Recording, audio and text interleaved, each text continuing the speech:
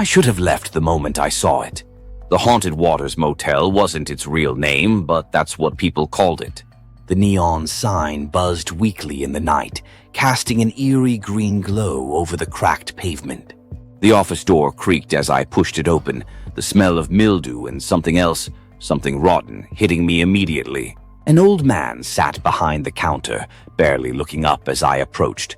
His skin was sallow, almost waxy, and he moved like someone who hadn't stretched in years. "One night?" he asked, voice dry as paper. "Yeah," I said, glancing at the faded guest book beside him.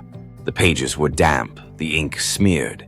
He slid me a key without another word. Room 108. I hesitated, noticing the numbers were scratched deep into the brass like someone had tried to claw them off. Outside, the wind howled through the empty parking lot.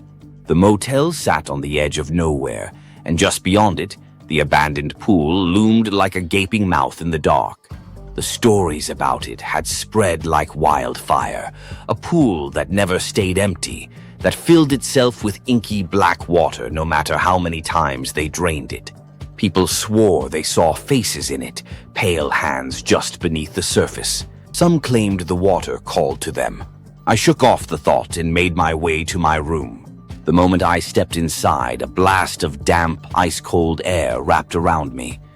The room was small, outdated, but at least it looked clean. The bed sagged in the middle. The TV flickered weakly before settling into a silent snowstorm of static. Then came the first sound. A faint drip, drip, drip from the bathroom.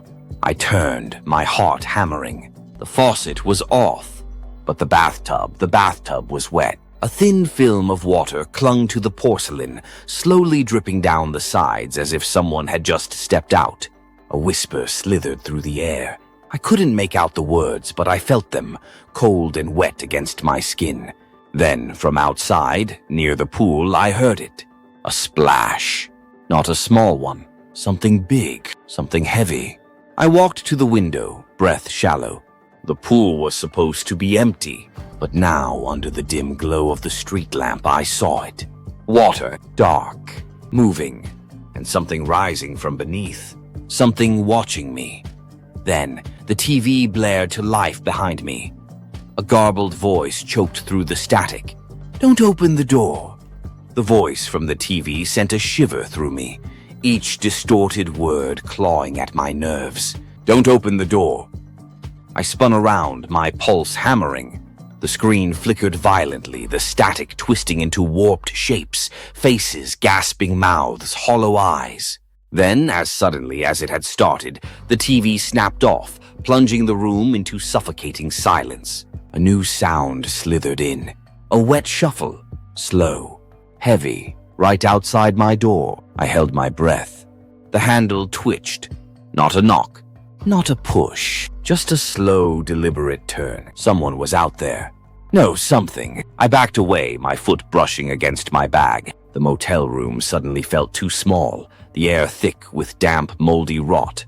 I pressed myself against the far wall, eyes locked on the door. The handle twisted again, harder this time. Then bang! The door rattled in its frame. My stomach clenched. Another bang, and another. Louder, rhythmic, like something throwing itself against the wood. And then it stopped. The silence was worse. I inched toward the window, my fingers shaking as I gripped the curtain and pulled it aside, just enough to see. The pool was full. Pitch black water sloshed lazily against the crumbling edges, the street lamp's sickly glow reflecting off the surface. But that wasn't what made my skin crawl. Something was floating. A shape. No shapes.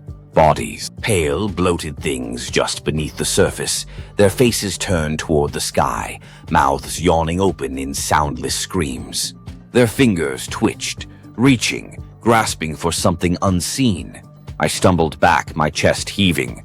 The motel stories, they weren't just stories. The pool was never supposed to be full.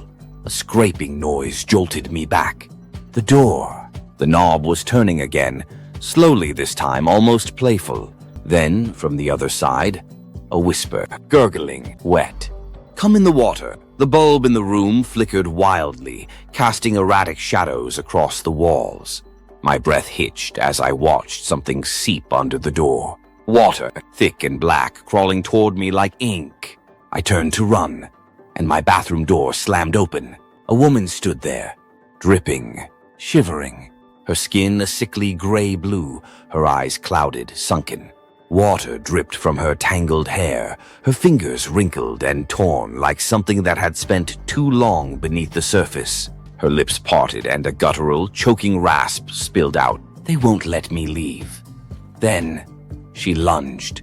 I threw myself backward as the woman lunged, her icy, waterlogged hands clawing at my shirt. The smell hit me first. Rot, mildew, something ancient and foul. Her fingers, soft and swollen like they had been soaking for days, latched onto my wrist. Cold, so cold. I screamed, kicking at her, but she didn't let go. Her grip was weak, but her body was wrong. Her joints cracked, her head tilting too far to the side as she gurgled, her mouth spilling black water. "They won't let me leave." Her eyes, hollow and lifeless, locked onto mine, and for a moment I saw something else. The motel, the pool, dark, endless water. Figures beneath the surface, writhing, tangled together like seaweed, their mouths gaping in horror as unseen hands dragged them deeper. A pulse of icy pain shot up my arm. The woman's nails sank into my skin, her grip tightening, pulling me toward her. No, not toward her. Toward the bathroom. Toward the tub. It was full.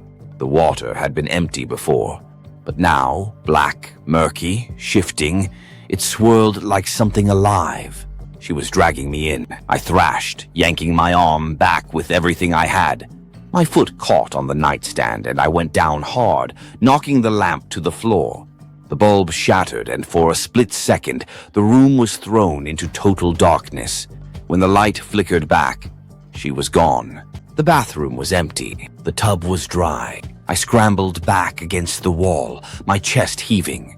My wrist throbbed where she had grabbed me, and when I looked down, my stomach turned. My skin was wrinkled, like I had been submerged for hours. A new sound cut through the silence. Drip, drip, drip. From the ceiling, I looked up. A single droplet of water formed above me, hanging, trembling, before splattering onto my forehead. Another followed, then another. My breath hitched. The stain above me, dark, wet, was spreading. The ceiling was soaked. And then something moved inside it, a shape, twisting, pressing against the surface, stretching the damp plaster. I saw fingers, a face. Someone was inside the ceiling. No, not someone. Many. Then, just as I tried to move, the motel room door burst open. And I was not alone. The door slammed open with a force that rattled the walls. My breath caught as a wave of cold, wet air rushed in, thick with the scent of stagnant water. And then I saw them. A flood of figures, pale, bloated, soaked to the bone, staggered into the room. Their hollow eyes locked onto me, their mouths gaping open as thick black water dripped from their lips.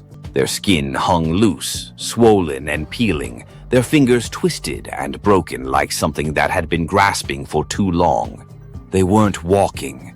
They were dragging themselves. Their movements were jerky, unnatural, like puppets on broken strings.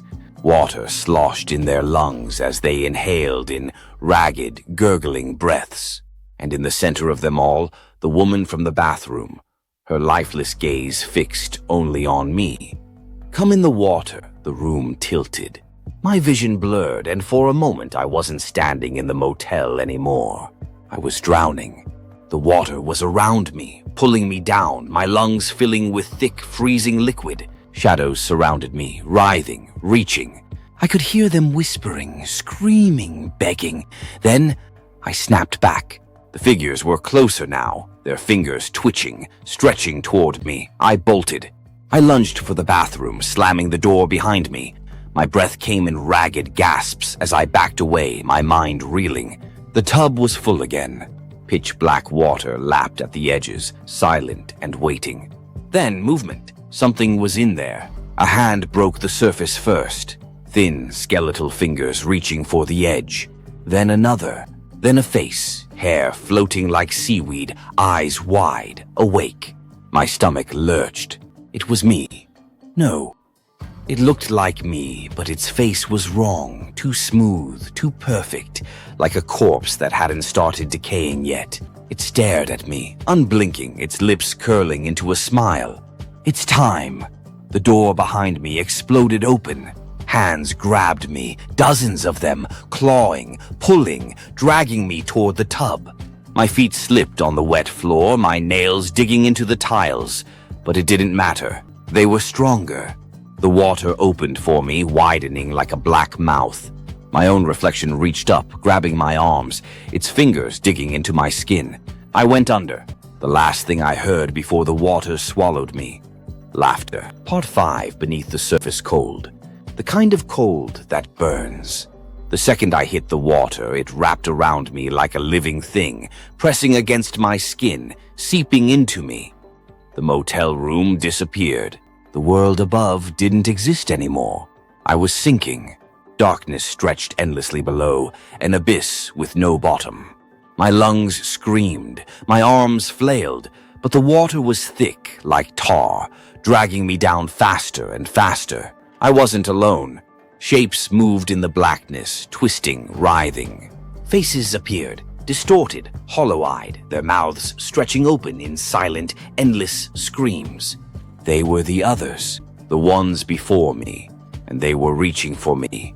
I kicked, clawing at the water, trying to fight against the pull. My chest tightened. I couldn't breathe. I needed air.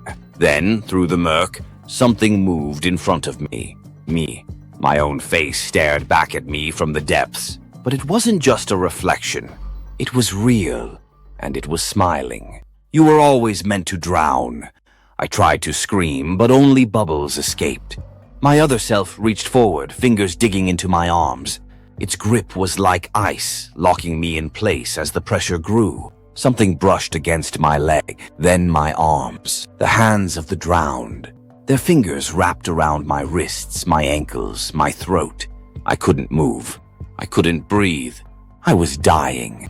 The faces around me, dozens, maybe hundreds, shifted. Their mouths moved, forming words I couldn't hear, but somehow I understood.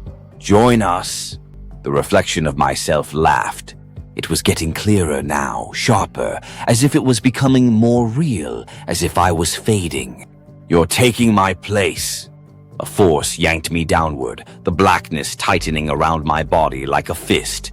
The surface was gone, nothing but endless, choking dark. Then, a hand shot through the water.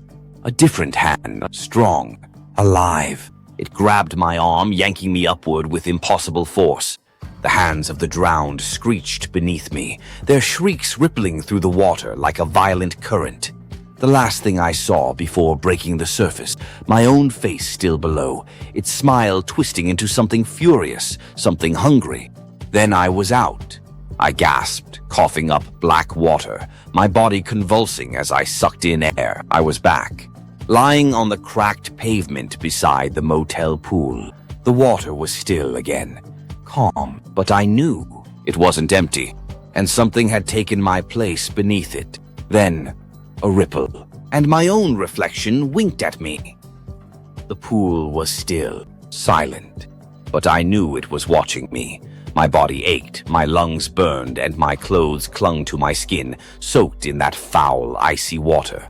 I scrambled backward on the pavement, away from the pool's edge, my heart pounding. Then, a hand shot out of the water. I choked on a gasp, ready to run, but I froze when I saw it. It was her, the woman from the bathtub. Her face broke the surface, but this time she wasn't twisted in pain. Her sunken, waterlogged features were smoothing out, her lips trembling, her dead eyes waking up. Her fingers grasped the edge of the pool as she pulled herself up, her breath ragged. But this time she wasn't whispering for me to join her. She was free. The realization hit me like a shock to the spine. The pool, whatever it was, had taken my reflection instead. The figures below, the drowned ones. I had taken their place for just a moment, long enough to break their curse. The woman looked at me, her eyes wide, her chest rising and falling as if she was breathing air for the first time in years. Then, behind her, in the depths of the water, something screamed. The shadows churned violently, the hands of the trapped ones thrashing, desperate, enraged. The thing that had worn my face, the thing that wanted me down there, was now trapped itself. The water started to boil. The woman flinched, turning toward the roiling pool, and I saw it. The moment of hesitation. She could stay. She could let it pull her back. But she didn't. She crawled out. Her feet hit the pavement, her body shaking violently, but she was alive. More alive than I had ever seen her. Then, in a single, deafening moment, the pool collapsed in on itself. The concrete cracked, the black water pulling downward like a whirlpool, spiraling into nothingness. The motel shuddered, the neon lights flickering wildly, and then it was gone. The pool, the curse, the thing that had tried to take me, gone. I lay there, gasping, staring at the gaping hole where the water had been. The motel itself still stood, but it felt lighter, as if something dark and ancient had finally let go. The woman looked at me, her hands trembling. Her lips parted, her voice raw but real. "Thank you." Tears welled in her eyes. Then, with a shaky breath, she turned and walked away into the night. I sat there for a long time, the silence ringing in my ears, staring at my reflection in a puddle beside me. And this time, it was just me.